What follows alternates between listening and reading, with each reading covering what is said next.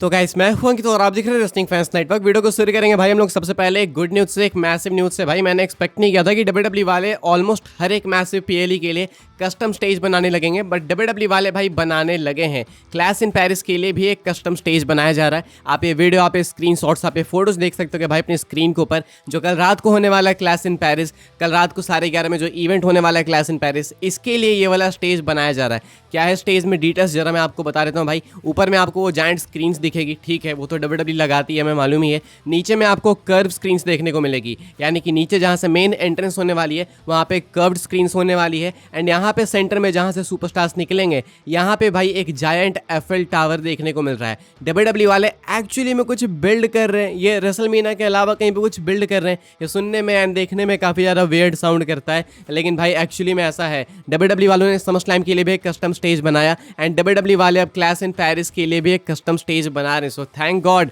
TKO वाले actually में कुछ अच्छा कर रहे हैं। मैं तो एक्सपेक्ट नहीं करता भाई, लेकिन फाइनली ऐसा दिख तो रहा है कि हाँ ये कर रहे हैं। इसके अलावा भाई रिंग वगैरह सब सेटअप हो चुका है। रिंग के ऊपर जहाँ पे स्क्रीन्स लगती है वहाँ पे भी काम चालू हो चुका है। ये नई लीक्स निकल के सामने आई है, कुछ और लीक्स निकल के सामने आएगी रात में या फिर कल सुबह, तो मैं आपको दिखा दूंगा। फिलहाल ये है बिल्कुल वायरल एंड लेटेस्ट लीक्स। भाई डब्ल्यूडब्ल्यू ने स्टेज में थोड़ा वर्क किया है, मतलब ऊपर में एक अलग सेट ऑफ स्क्रीन है, उसके नीचे कर्व्ड स्क्रीन है, देन एफएल टावर है। तो एक्चुअली में वर्क यहाँ पे दिख रहा है, मेहनत यहाँ पे दिख रही है। And as a WW fan हमें यही तो चाहिए भाई। WW is just not about wrestling, मतलब ऐसा कभी नहीं रहा कि डब्ल्यूडब्ल्यू है तो बस अच्छे रेसलिंग मैचेस चाहिए। डब्ल्यूडब्ल्यू अपने वाइब, अपने प्रोडक्शन के कारण मतलब इस लेवल पे आई है। वो रेसलमेनिया का आइकॉनिक स्टेजेस, वो लाइटिंग, वो कैमरा एंगल्स, वो स्टोरी लाइन से सारी चीज़ें मैटर करती है। लेकिन पिछले कुछ टाइम से हमने देखा था कि रेसलमेनिया के अलावा बाकी पीएलईज में स्टेज के नाम पे कुछ नहीं भाई, बस एक अंडरग्राउंड एंट्रेंस होती थी, एक स्क्रीन लगा देते थे।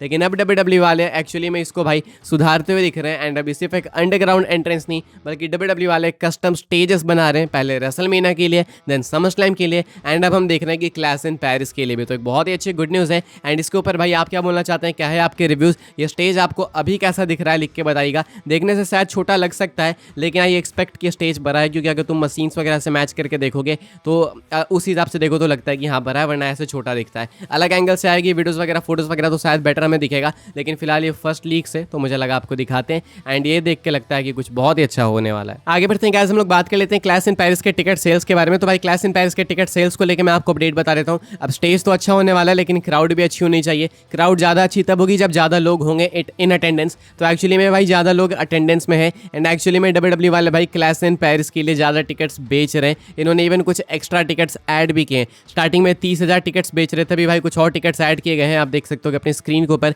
डब्ल्यूडब्ल्यू वालों ने भाई बेच के रखे हैं टोटल अभी फिलहाल 30,668 टिकट्स। पिछले 2 दिनों में इन्होंने बेच रखे हैं 326 टिकट्स। सिर्फ और सिर्फ बच रहे भाई 460 टिकट्स, यानी कि टोटल जो सेटअप कैपेसिटी थी 31,128 की, उसमें से कि डिस्ट्रीब्यूट हो चुके हैं 30,668 टिकट्स। अवेलेबल टिकट्स हैं 460। लास्ट 2 डेज में इन्होंने बेच रखे हैं 326 टिकट्स, यानी कि डब्ल्यूडब्ल्यू वाले भाई क्लैश इन पेरिस में भर के जनता लाने वाले। एंड जनता तो भाई यहाँ पे 10,000 ही काफ़ी है, मतलब 10,000 लोग ही हिला देंगे हमें मालूम है, लेकिन 30,000 लोग होने वाले हैं। 30,000 लोग भाई जब चैंट करेंगे जॉन सीना के लिए या फिर अलग अलग सुपरस्टार्स के लिए, तो क्या भयंकर रिएक्शन आएगा, तुम समझ रहे हो भाई। डब्ल्यूडब्ल्यू वाले इसीलिए यहाँ पे अलग अलग लोकेशंस पे जाते हैं, इंटरनेशनल टूर करते हैं, ताकि अलग अलग क्राउड को केटर कर सकें। एंड इस वाली क्राउड को तो इन्होंने घोषित कर दिया कि फ्रांस की क्राउड ग्रेटेस्ट क्राउड है, मतलब बेस्ट रेसलिंग क्राउड है। तो इन पे रिस्पॉन्सिबिलिटीज़ भी काफ़ी है कि भाई अगर इनको ये ओहदा मिला है, ये पदवी मिली है, तो इनको भाई इस चीज़ पे खरा उतरना होगा एंड साबित करना होगा कि एक्चुअली में ये बेस्ट रेसलिंग क्राउड है।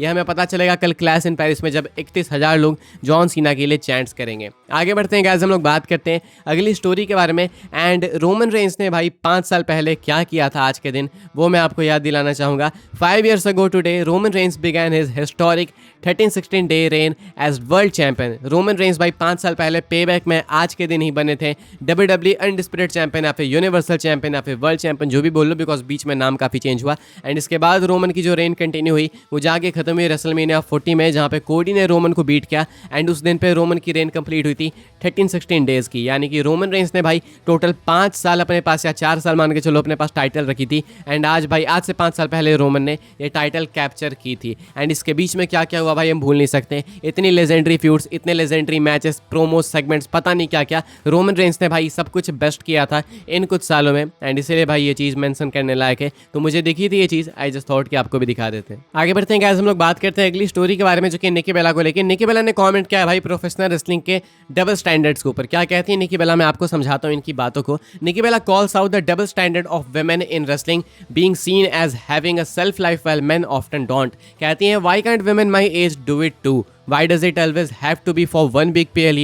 We come in for a few weeks and then we are gone. Why can't we come in for a while and see how I can hang with the younger era? I am not here to take spots. I'm here for anything to help the people that we need to make. कहती हैं भाई अपने recently interview में sports illustrated को देखे कि women's के साथ ना दो अक्खा होती है, मतलब दो अक्खा हमारे यहाँ की लोकल बात है, मतलब डबल स्टैंडर्ड्स की बात है कि इस एज में, मान लो निकी बेला की एज में तुम कंपेयर करो रोमन की एज से, तो कहा जाता है कि निकी बेला जैसी एज में जब फीमेल सुपरस्टार्स आती है ना, तो इनको रिटायर मान लिया जाता है। एंड ये आती हैं कभी कदार लेजेंड टाइप की, कि कभी आई मैच लड़ी चली गई, फिर 1 साल बाद आई, 6 महीने बाद आई। लेकिन यहीं पे तुम देखोगे अगर अलग डिवीजन में, मेंस डिवीजन में, तो वहाँ पे सुपरस्टार्स की जो सेल्फ लाइफ है ना वो बहुत लंबी है। सुपरस्टार्स अंडरटेकर के उम्र तक एक्टिव, मतलब फुल टाइमर के तौर पे, एंड इधर निकी बेला की उम्र में ही आके सुपरस्टार्स रिटायर हो जाती हैं। तो इनका कहना है कि ये जो एज वाला फैक्टर है ये मेंस डिवीजन में क्यों नहीं है, वुमेन्स डिवीजन में ही क्यों है। हम ऐसा नहीं कि यहाँ पे आके स्पॉट्स छीनना चाहते हैं दूसरों से, हम हेल्प ही करना चाहते हैं लोगों को, लेकिन इसका मतलब ये नहीं है कि भाई हमें तुम बिल्कुल अलग ही तरीके से ट्रीट करो। सेम ट्रीटमेंट अगर मेंस को भी मिलती तो बनती है बात, लेकिन यहाँ पे सिर्फ ट्रीटमेंट वुमेन्स के लिए। एंड अग्री करने वाली बात है,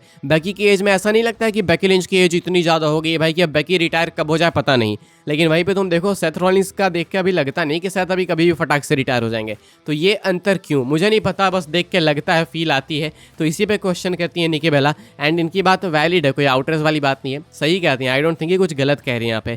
खैर भाई हम लोग आगे बढ़ते हैं, बात कर लेते हैं अपनी आखिरी स्टोरी के बारे में। एंड एक स्पॉइलर मैं आपको देने जा रहा हूँ जो कि सेमी ज़ेन को लेके। सेमी ज़ेन भाई आपको वर्ल्ड चैंपियन बनते हुए देखने को मिलेंगे कुछ आने वाले महीनों के बाद। हो सकता है रेसलमेनिया 42 सही प्लेस हो सेमी ज़ेन को टाइटल देने का। सेमी ज़ेन अब वर्ल्ड चैंपियनशिप जीतेंगे भाई तो वो बन जाएंगे grand slam champion. Sami Zayn भाई बन चुके हैं WWE IC चैंपियन यानी intercontinental champion, WWE tag team champion, and अब सेमी ज़ेन को बस जीतनी है भाई WWE वर्ल्ड चैंपियनशिप, बिकॉज ये बन चुके हैं US चैंपियन भी। US चैंपियनशिप इनको जानबूझ के दी गई है ताकि सेमी ज़ेन को ग्रैंड स्लैम चैंपियन बनाया जा सके। तो अब सेमी ज़ेन को बस जीतनी है वर्ल्ड चैंपियनशिप, जो कि मोस्ट लाइकली वो शायद से सेथ रॉलिंस से जीत सकते हैं, एक्सपेक्टेड है। तो ये चीज़ आपको या तो रेसलमेनिया 42 नहीं तो उसके अराउंड देखने को मिल सकती है। सेमी ज़ेन डेफिनेटली एक फ्यूचर वर्ल्ड चैंपियन है, एंड इसके साथ में सेमी ज़ेन बन जाएंगे चैंपियनशिप को जीतने के बाद ग्रैंड स्लैम चैंपियन। क्या आप ये देखना चाहोगे रेसलमेनिया 42 में? मैं अगर आंसर करूँ भाई तो मैं नहीं देखना चाहता। मैं चाहता हूँ कि रोमन रेंस एंड सेथ का मैच हो, वो भी टाइटल मैच, एंड वहाँ पे जाके रोमन टाइटल जीते। सेमी ज़ेन को जिताना है तो आप बाद में जिता सकते हो, मे भी अगले साल के समर स्लैम में, या फिर कनाडा को कोई पेपर व्यू हो तो वहाँ पे जिता सकते हो आप, नहीं तो सऊदी के किसी पेपर व्यू में, ये भी कर सकते हैं। बाकी फिलहाल भाई एक्सपेक्टेड तो है कि ये डेफिनेटली वर्ल्ड चैंपियन बनेंगे आने वाले कुछ महीनों के बाद। इस वाली वीडियो के लिए भाई ये सारी अपडेट्स थी। क्लैश इन पेरिस के स्टेज के ऊपर आपके क्या ओपिनियन है कमेंट से लिख के बताइएगा। वीडियो को लाइक कीजिएगा, शेयर कीजिएगा, सब्सक्राइब कीजिएगा चैनल को, ताकि आने वाले टाइम के अंदर आपको और भी सही WWE के अपडेट्स वगैरह सबसे पहले देखने को मिलते रहे। फॉलो कर सकते हैं आप लोग मुझे इंस्टाग्राम एंड ट्विटर, लिंक आपको मिलेगा डिस्क्रिप्शन में। ज्वाइन कर सकते हैं व्हाट्सएप चैनल को, उसके भी लिंक डिस्क्रिप्शन में। मिलेगा मैं आपसे अगले वीडियो में जल्दी ही, तब तक के लिए good bye, thanks for watching.